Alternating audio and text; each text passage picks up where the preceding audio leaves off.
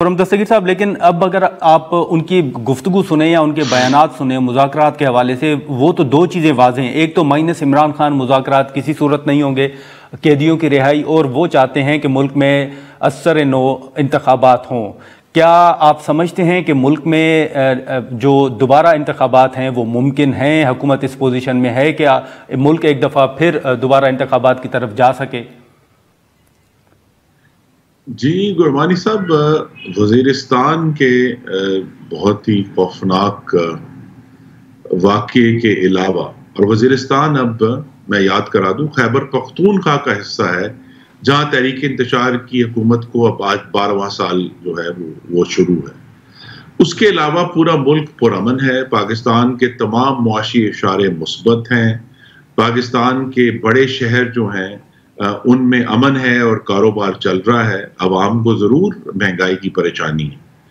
तो ऐसे हालात में जब मुल्क ओवरऑल स्टेबल है, उनका ये मुतालबा जो है वो बिल्कुल मंतक से आरी है, और हमें उनसे जरूर इस पर बात करनी है कि भाई आपके पास एक सूबे की हुकूमत की जिम्मेदारी है। उस पर बात करते हैं कि वज़ीरिस्तान में जो वाकया हुआ है, ऐसे वाकयात को कैसे रोकना है। कल एक मुस्बत पेशरफ्त हुई जब पेशावर में कम से कम कुर्रम के वाक़ये को रोकने के लिए वफाक और सूबा जो है वो इकट्ठा मिलकर बैठा, और असल हुकूमत का काम यही है कि वो आवाम के मसाइल को हल करने के लिए अपनी एनर्जी सर्व करें, बजाय ये कि वो जो हमें इन्होंने वज़ीर आला खैबर पख्तूनख्वा ने धमकी दी थी कि जब हम बड़ी बंदूकें लेकर आएंगे इस्लामाबाद में, तो वो बड़ी बंदूकें जो हैं वो इस्लामाबाद की बजाय दहशत गर्दों पर चलनी चाहिए।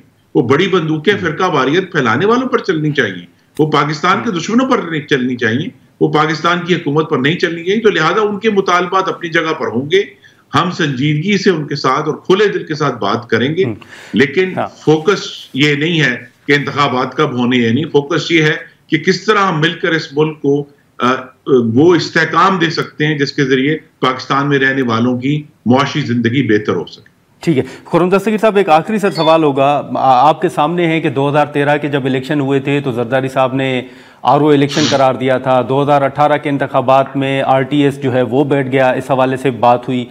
2024 के इंतखाबात आपकी नज़र में, मुस्लिम लीग नून के आप समेत सीनियर रहनुमा हैं जिन्होंने तस्लीम किया कि वो अपनी निशस्त हार गए, आपको 2024 के जो इंतखाबात हैं फरवरी के 8 फरवरी के, उनमें आपके नज़दीक क्या खराबी है? माजी की तरह इन इंतखाबात में भी कोई खराबी थी, या आप समझते हैं कि नहीं पीटीआई के दावे गलत हैं? जी, जब भी तहकीक होगी नतीजा यही निकलेगा, जैसे मेरे हल्के में हुआ कि बाज़ जगहों पर मुकामी तौर पर बेज़ाब्तगियां हुई हैं, उसमें कोई शक नहीं है, लेकिन ओवरऑल जो इंतखाबात थे उनमें कोई सिस्टमेटिक धांधली नहीं थी।